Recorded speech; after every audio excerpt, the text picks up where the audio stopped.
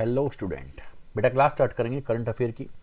देखिए 24 सितंबर current affair class, आज की जो डेट है 24 सितंबर, तो आज के दिन जो भी करंट के क्वेश्चंस आपके सामने जो बने हैं वो रखे जाएंगे अभी। ठीक है, तो काफ़ी अच्छे क्वेश्चंस हैं, पेन कॉपी लेके बैठ जाइए तुरंत, विद स्टैटिक पॉइंट्स हम सबको नोट करते हुए चलेंगे। ठीक है, किसी भी स्टेट का, किसी भी कंट्री का कैसा भी क्वेश्चन आता है उसके साथ में वहाँ की ज्योग्राफी हिस्ट्री से रिलेट करते हुए सभी क्वेश्चंस को हमने पढ़ना है। ओके, चलो स्टार्ट करते हैं बेटा। ये रहा आज का फर्स्ट क्वेश्चन।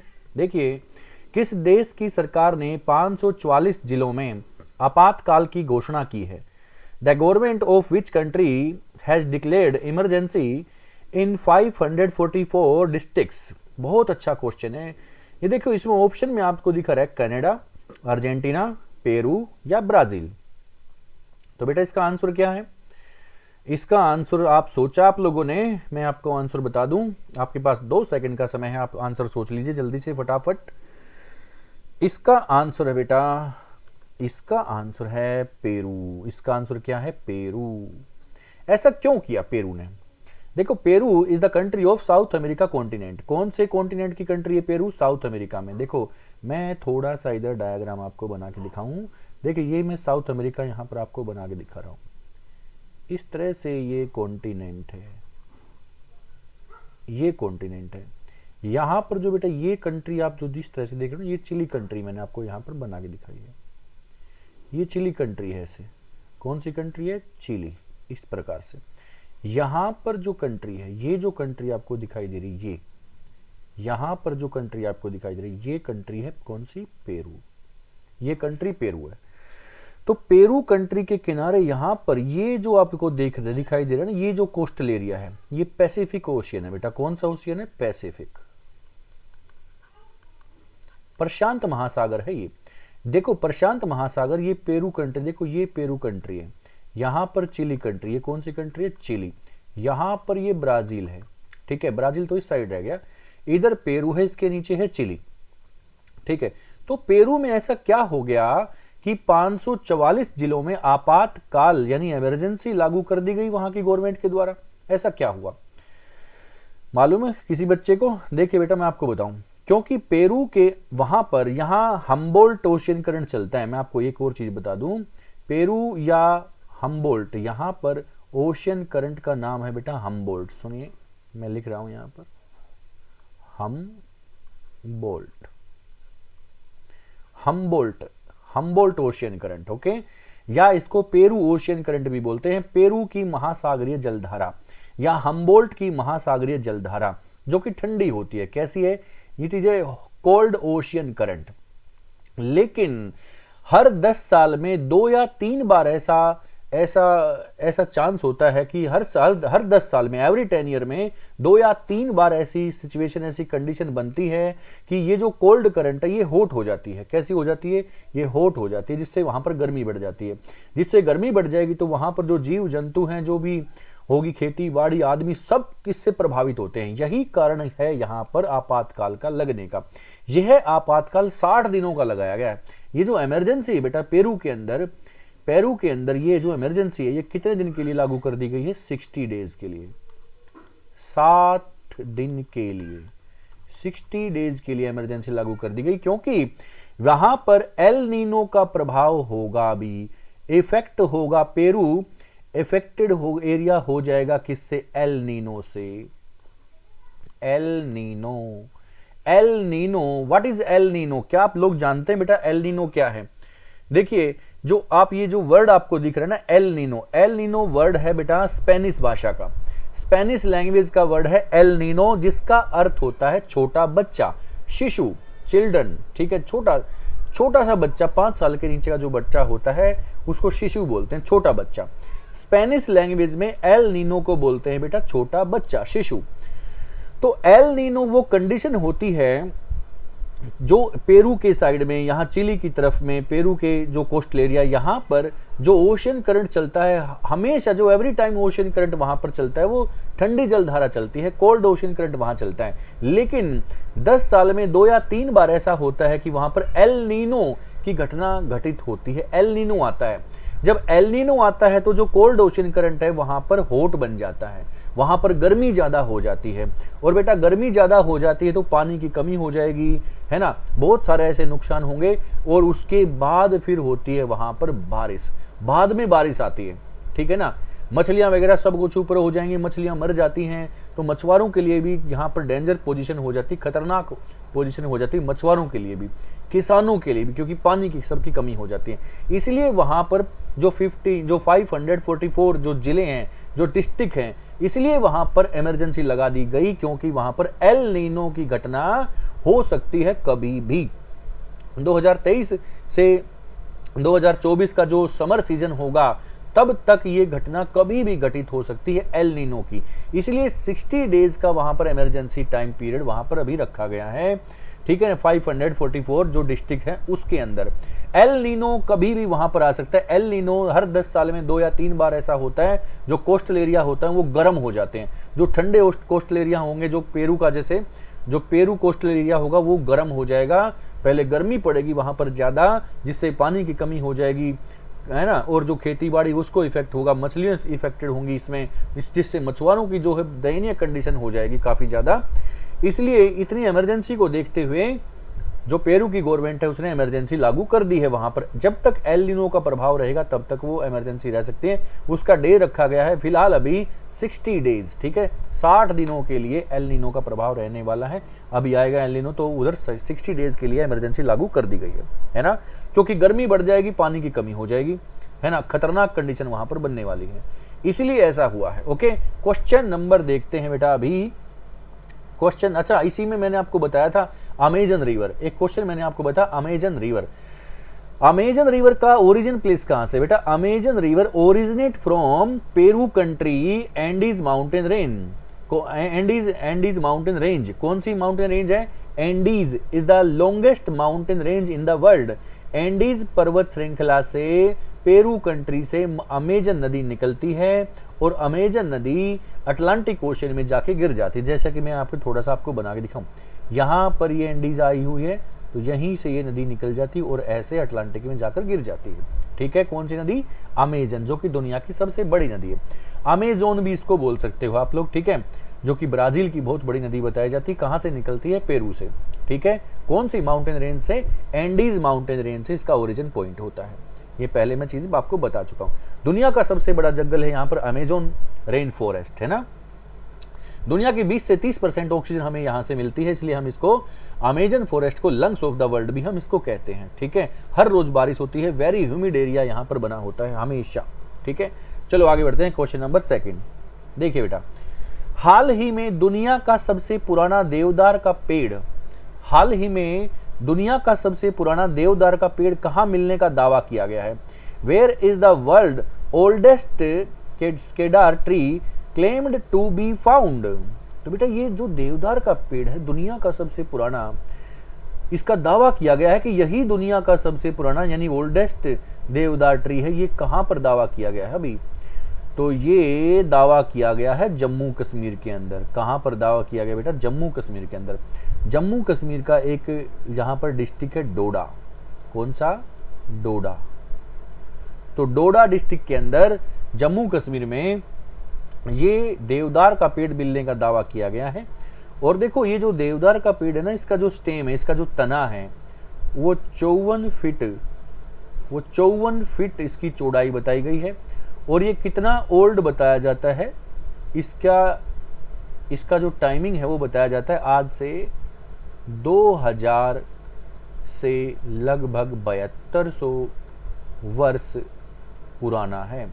कितना ओल्ड है? 2000 ईयर से 7200 ईयर्स तक ये पुराना हो सकता है। आज से 2000 पहले से, या फिर 7200 7200 ईयर्स एगो का इसका टाइमिंग माना जाता है। तो ये बहुत प्राचीन है बेटा, जो कि जम्मू कश्मीर के डोडा डिस्ट्रिक्ट में यह प्राप्त हुआ है, ठीक है। देवदार, देवदार एक टाइप्स होता है बेटा, माउंटेन जो फॉरेस्ट होते हैं ना उनका एक टाइप है देवदार। क्या आप मुझे बता सकते हो माउंटेन फॉरेस्ट में देवदार के साथ साथ और कौन से पेड़ आते हैं? चलो मैं आपको इसका आंसर देता हूं। आपसे मैं नेक्स्ट क्वेश्चंस करूंगा, उसमें से मैं आपको क्वेश्चन पूछ लूंगा, ठीक है। तो देखो बेटा, एक तो देवदार, मैं लिख दूं देवदार। एक पेड़ होता है स्प्रूस, स्प्रूस का। एक पेड़ होता है बेटा फर का। एक पेड़ होता है बेटा चीड़ का। ठीक है, चीड़ को क्या बोलते हैं, देखो यहां पर मैं इंग्लिश में लिखता हूं अभी, पाइन, स्प्रूस, फर। देखो ये फर है, ये स्प्रूस है, पाइन को बोलते हैं, चीड़ देवदार को देवदार या सेडार कह सकते हो यहाँ पर। ठीक है ना, तो ये पेड़ हैं, ये माउंटेन फॉरेस्ट होते हैं बेटा, ये पर्वतों पर बोलते हैं, इनको टैगा फॉरेस्ट भी बोलते हैं, इनको कॉर्नीफेरस भी बोलते हैं, इनको कॉर्नीफेरस भी बोलते हैं, शंकुधारी वृक्ष भी इनको बोलते हैं। शंकुधारी वृक्ष यानी कॉर्नीफेरस यानी माउंटेन फॉरेस्ट है कौन कौन से, देवदार, स्प्रूस, चीड़, फर। ठीक है, चीड़ को पाइन बोल देंगे, फर को फर या स्प्रूस को स्प्रूस बोल सकते हो। ये सारे माउंटेन फॉरेस्ट है। बहुत इंपॉर्टेंट पॉइंट है ये।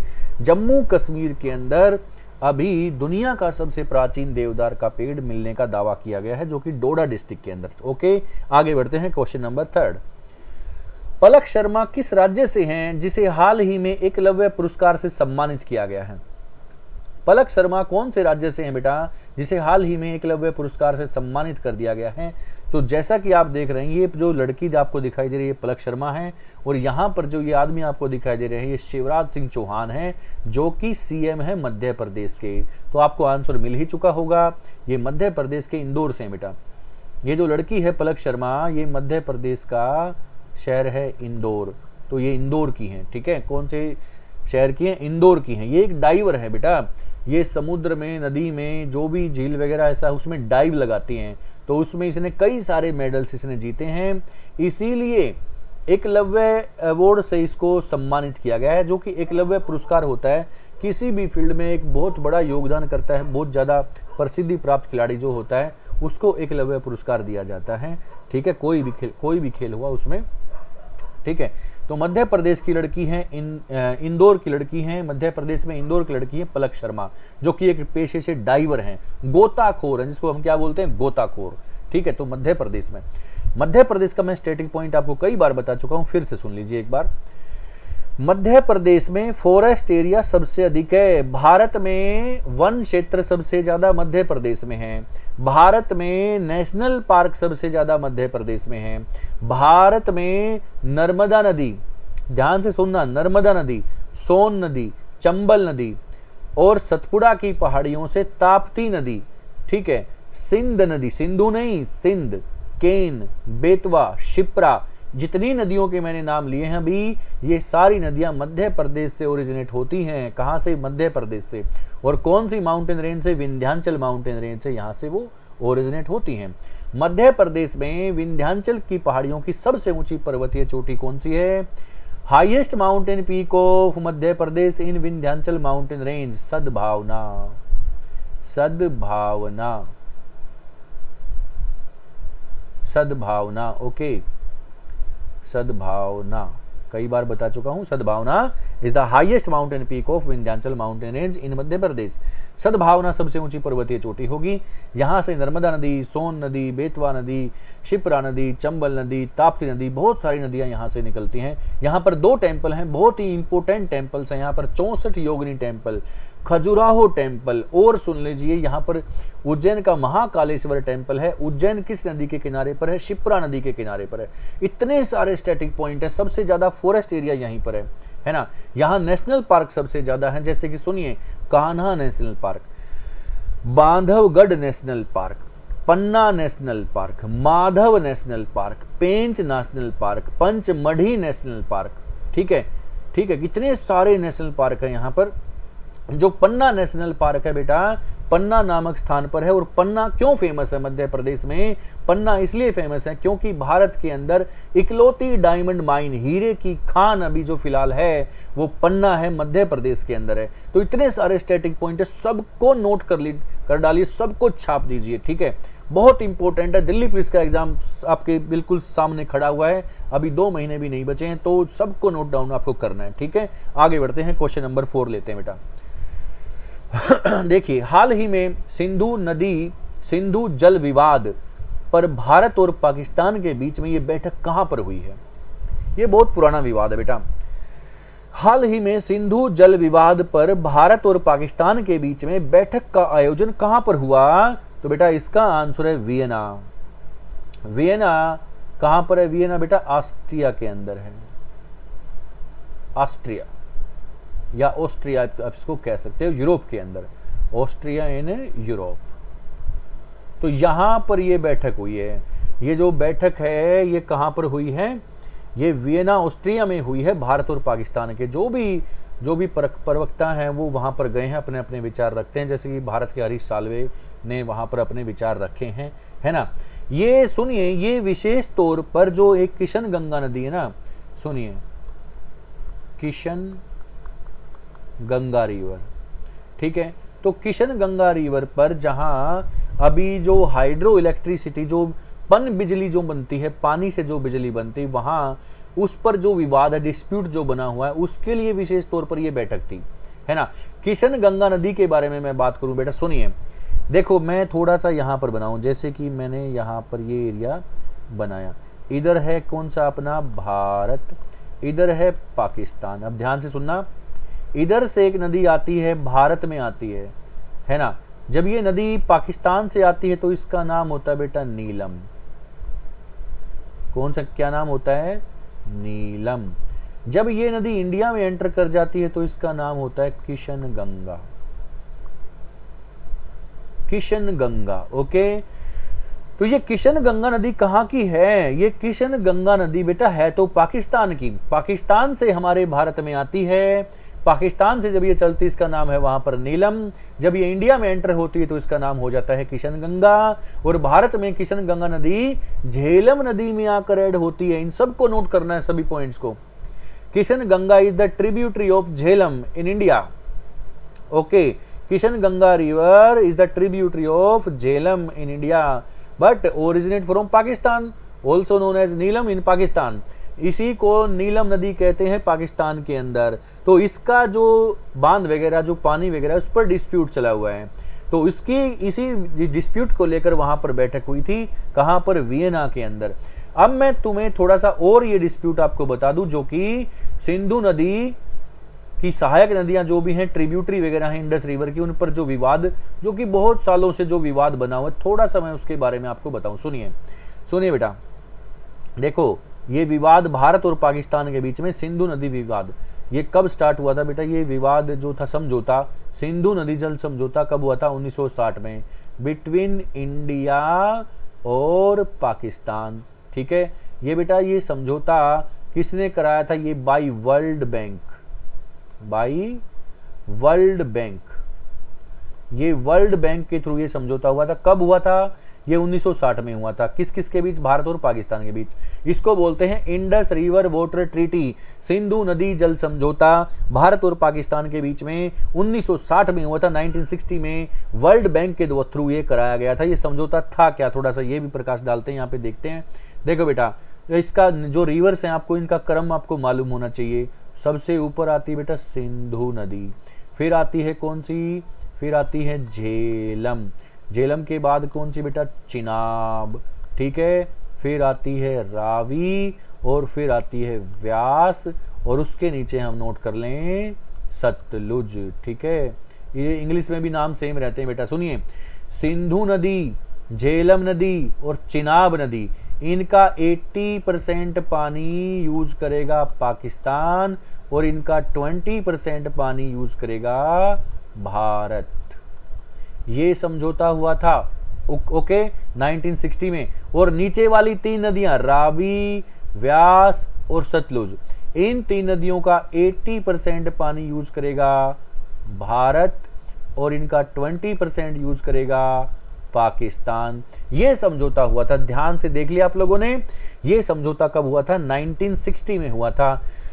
किसने ये समझौता कराया था? ये समझौता बेटा वर्ल्ड बैंक के थ्रू कराया गया था। आज भी ये समझौता कायम है, ठीक है ना, ठीक है। तो इसी को लेकर ये बैठक हुई थी। विशेष तौर पर जो किशन गंगा नदी है उसके पानी पर यहाँ पर ये डिस्प्यूट चला हुआ है, उसको लेकर ये जो डिस्प्यूट है इसको खत्म करने के लिए, इस विवाद को खत्म करने के लिए यहाँ पर एक बैठक का आयोजन, मीटिंग का आयोजन यहाँ पर किया गया था। कंट्री कौन सी है? ऑस्ट्रिया कंट्री में, वियना में। ओके, क्वेश्चन नंबर 5 देखते हैं बेटा। ये रहा क्वेश्चन नंबर 5। भारत का पहला प्रकाश स्तंभ उत्सव किस राज्य में शुरू होगा? भारत का पहला प्रकाश स्तंभ उत्सव किस राज्य में शुरू होगा? In which state India's first lighthouse festival will start? तो बेटा कहाँ पर ये स्टार्ट होगा, क्या आपको मालूम है? प्रकाश, जैसे कि आप देख सकते हो बेटा, इसमें देख सकते हो ये जो लाइट हाउस आपको जो दिखाई दे रहा है, इसके ऊपर यहाँ पर एक लाइट दिखाई दे रही है जिसको बीकन बोलते हैं। क्या बोलते हैं इसको? बीकन, ठीक है। और ये समुद्र का किनारा आपको दिखाई दे रहा है यहाँ पर। तो ऐसा एरिया जिसका समुद्र टच होता है, ना तो जम्मू कश्मीर को समुद्र यहाँ पर टच होता है, ना ही उत्तराखंड को, तो बच गया केरला और गोवा, है ना। तो इसका आंसर है बेटा गोवा। गोवा की राजधानी कौन सी? पणजी। तो पणजी में ये चीज स्टार्ट कर दी जाएगी, है ना। गोवा का जो कोस्टल एरिया होगा वहां पर ये स्टार्ट हो जाएगा। ओके, ये प्रकाश स्तंभ लाइट हाउस क्या चीज है बेटा? ये जो आप चित्र में आपको दिख रहा है, पिक्चर में ये जो लाइट हाउस आपको दिख रहा है, इसके टॉप पर यहाँ पर जो बीकन लगा हुआ था, ये बत्ती है, ये लाइट है, ठीक है। ये डेंजर जो भी खतरा होगा समुद्र के अंदर उसको ये दिखाएगा। समुद्र में कोहरा है, कोई चट्टान है, या कैसी भी कोई भी डेंजरस चीज है, उसके बारे में ये पहले ही आगाह कर देगा, ठीक है। ये है प्रकाश स्तंभ, और ये भारत के अंदर बहुत सारी जगह पर ये प्रकाश स्तंभ लगाए जाएंगे, है ना। तो ये ही उत्सव मनाया जाएगा। अभी इसकी शुरुआत गोवा से होगी। गोवा की कैपिटल कौन सी बेटा? पणजी। और गोवा के अंदर जो नदियां हैं उनके नाम क्या मुझे बता सकते हो? मांडवी और जुआरी। गोवा के अंदर ये दो नदियां बेटा ध्यान से सुनना, मांडवी और जुआरी, है ना। मांडवी के नाम से एक मुझे बात याद आ गई, मांडी। ये मांडी क्या है बेटा? मांडी वहां का फोक डांस है। Mandi is the folk dance of Goa, ठीक है। गोवा बहुत इंपॉर्टेंट पॉइंट है, गोवा, ठीक है ना। गोवा की कैपिटल क्या है? पणजी। वहां पर मांडवी और जुआरी नदियां हैं। मांडी वहां का फेस्टिवल है। वहां पर सलीम अली और महावीर स्वामी नेशनल पार्क हैं। गोवा के अंदर भारत का सबसे बड़ा चर्च भी है। इन सब चीजों को आपको नोट करते हुए चलना है। ओके, चलिए आगे बढ़ते हैं। क्वेश्चन नंबर 6, किस राज्य के तट पर हाल ही में वेनेडियम की खोज की गई है ना? तो venom has been discovered off the coast of which state? तो बेटा वेनेडियम, तो वेनेडियम करना है, वेनम नहीं, यहाँ पर वेनेडियम आपको कर लेना है। ओके, वेनेडियम आपको कर लेना है यहाँ पर, वेनेडियम। वेनेडियम की खोज बेटा, ये वेनेडियम की खोज कौन से कोस्टल एरिया पर की गई? तो वेनेडियम की खोज की गई है बेटा अभी गुजरात के अंदर। गुजरात का जो कोस्टल एरिया है ना, गुजरात के कोस्टल एरिया को क्या बोलते हैं जरा मुझे बताओ। इस क्वेश्चन का आंसर मुझे आप लोग दोगे। मैंने यहां पर क्वेश्चन मार्क लगा दिया है, ठीक है। Coastal area of Gujarat, which name is the coastal area of Gujarat? Gujarat के समुद्र तट के क्षेत्र का नाम क्या है बेटा? ये मुझे आप लोग मुझे बताओगे, ठीक है। यहीं पर बहुत ही दुर्लभ, बहुत ही मुश्किल से मिलने वाला जो एक धातु है, जो एक मेटल है जिसका नाम है वेनेडियम, इसकी खोज हो चुकी है। यहाँ पर जो कोस्टल एरिया है गुजरात का, वहीं पर जो तलछट है उसका जो कोस्टल एरिया है, वहीं पर ये वेनेडियम की खोज हुई है अभी, है ना। बहुत ही दुर्लभ है। ये क्या करता है? टाइटेनियम को, टाइटेनियम और दूसरा किसको? और स्टील को। टाइटेनियम और स्टील को बहुत लचीला बना देता है। टाइटेनियम और स्टील को ये लचीला बनाने की क्षमता रखता है।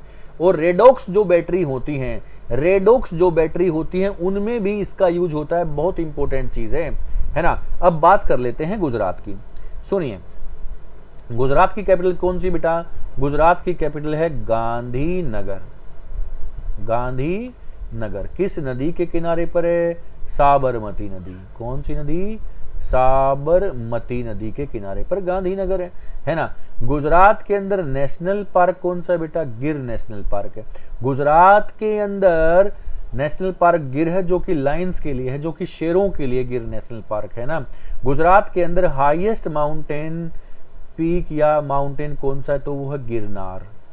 Girnar is the biggest mountain in Gujarat, ठीक है। यहाँ का डांडिया गरबा यहाँ पर डांस है। तो काफी इंपोर्टेंट पॉइंट है गुजरात के अंदर। गुजरात के अंदर यहीं पर सुदर्शन लेक भी बनाई थी, जो कि चंद्रगुप्त मौर्य के द्वारा बनाई गई थी।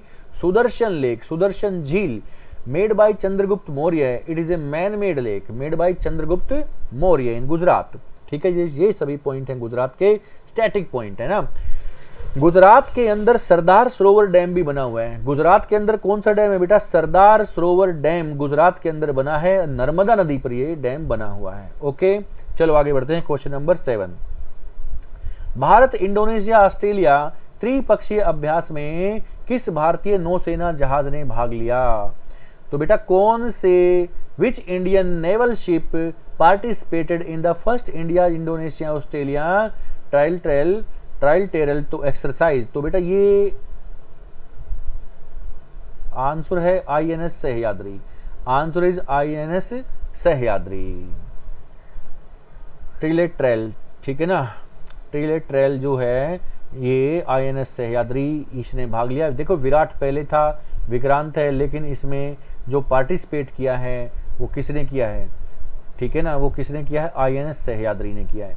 ये जो सह्याद्री आपको दिख रहा है ना, ये सह्याद्री नाम से और क्या है भारत के अंदर? क्या आप मुझे बता सकते हो? सह्याद्री और क्या है बेटा भारत के अंदर? सह्याद्री भारत का बेटा जो वेस्टर्न घाट एरिया है उसको सह्याद्री के नाम से हम जानते हैं। देखो मैं थोड़ा सा बना के दिखाऊं यहाँ पर। ये इस तरह से अपना जो कोस्टल एरिया है ना, ये अपना भारत हो गया। ये जो अपना कोस्टल एरिया है ये वाला, यहां पर माउंटेन रेंज है। ये कौन सी माउंटेन रेंज है? ये वेस्टर्न घाट है। तो ये घाट है बेटा वेस्टर्न घाट, ठीक है। इसको पश्चिमी घाट की पहाड़ियां हैं ये। इन पश्चिमी घाट की पहाड़ियों को और किस नाम से जानते हैं? सह्याद्री के नाम से जानते हैं। किस नाम से जानते हैं? सह्याद्री के नाम से जाना जाता है बेटा। ओके, सह्याद्री माउंटेन रेंज है ना, ये गुजरात, महाराष्ट्र, कर्नाटका, केरला, इन सभी राज्यों में ये फैला हुआ है। यहाँ महाराष्ट्र में सह्याद्री की हाईएस्ट माउंटेन पीक है Kalsubai. Kalsubai is the highest mountain peak of Maharashtra. इन सबको नोट करते हुए चलना है। सह्याद्री में कलसुबाई सबसे ऊंची चोटी है महाराष्ट्र के अंदर। ओके, कर्नाटका में सबसे ऊंची पर्वतीय चोटी है Mullayanagiri. Mullayanagiri is the highest mountain peak of Karnataka. Kerala के अंदर सबसे ऊंची पर्वतीय चोटी का नाम बेटा Anamudi. Anamudi is the highest mountain peak of south India lies in Kerala. Kerala के अंदर सबसे ऊंची पर्वतीय चोटी का नाम है अन्नामुदी। ओके, इतने सारे पॉइंट्स हैं, साथ साथ में इनको सबको नोट करते हुए चलना है। क्वेश्चन नंबर 8 देख लेते हैं बेटा।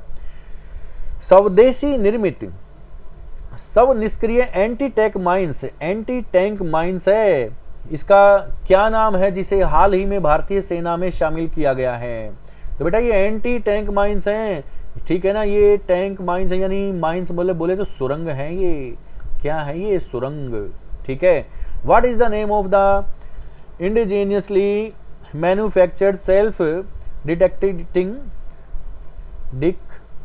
Deactivating anti tank mines including in the Indian army?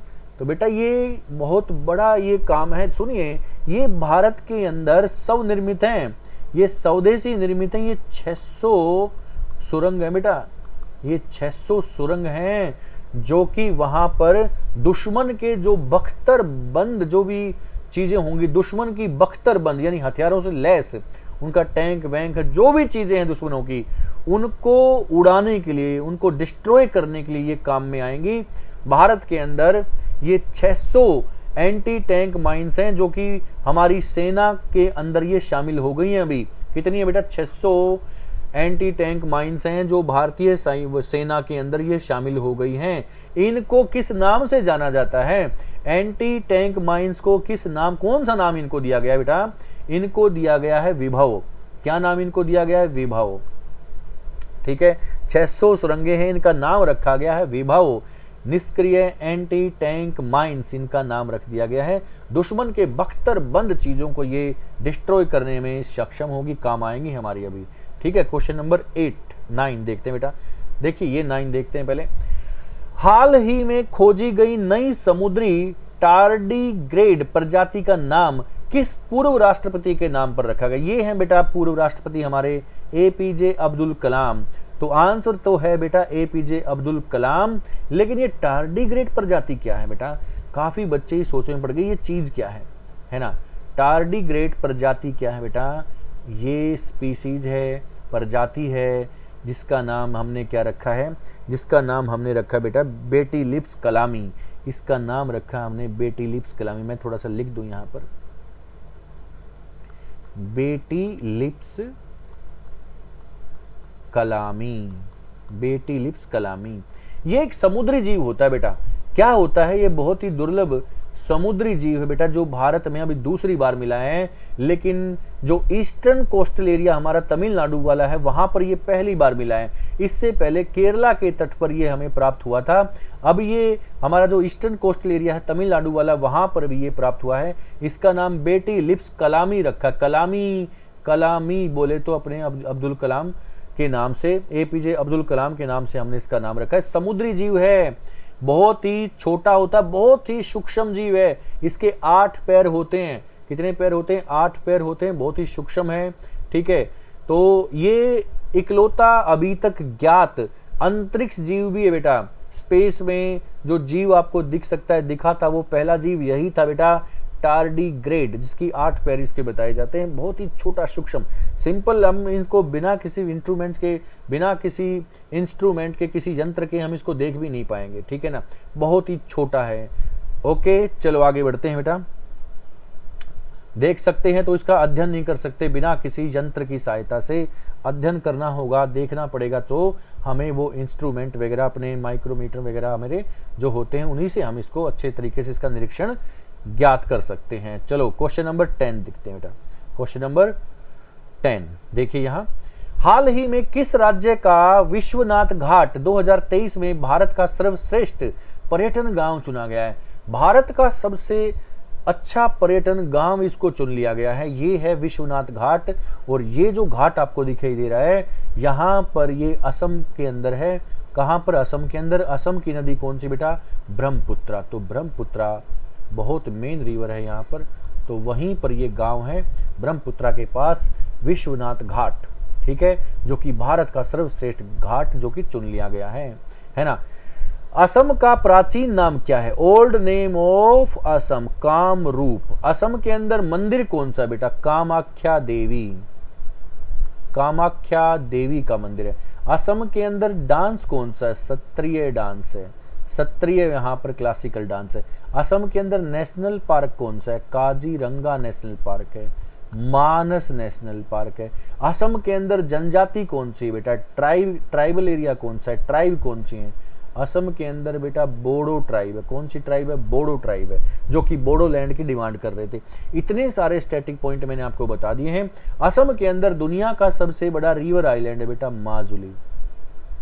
Majuli is the world biggest river island, Majuli, है ना। असम के अंदर दुनिया का सबसे छोटा नदी द्वीप भी है, उमानंद। देखो यहां लिखता हूं दोबारा से, Umananda. Umananda is the smallest river island in the world. In Brahmaputra river Assam, यहीं पर बिगेस्ट रिवर आइलैंड भी है माजुली। ये भी ब्रह्मपुत्र नदी में असम के अंदर है। असम के अंदर नेशनल पार्क मैंने बता दिए, काजीरंगा नेशनल पार्क। यहाँ क्लासिकल डांस है सत्रिय। यहाँ मंदिर है कामाख्या देवी मंदिर। यहाँ का प्राचीन नाम क्या है असम का? भी है कामरूप। तो इतने सारे क्वेश्चंस बेटा एक ही क्लास में आज हमने बहुत सारे क्वेश्चन पढ़े बेटा, ठीक है। इन सब को नोट करते हुए आपको चलना है। बहुत ही फैंटेस्टिक हमारी क्लास होती है। जितने भी हमारे स्टैटिक पॉइंट्स हैं सबको आपको नोट करते हुए चलना है, सबको पढ़ना है, ठीक है। Thank you very much. मिलते हैं नेक्स्ट सेशन में, और बहुत ही इंपॉर्टेंट नेक्स्ट सेशन हमारा होने वाला, बिल्कुल देखना ना भूलें। क्लासेस को लाइक और शेयर जरूर किया करो बेटा। Okay, thank you very much. Good night.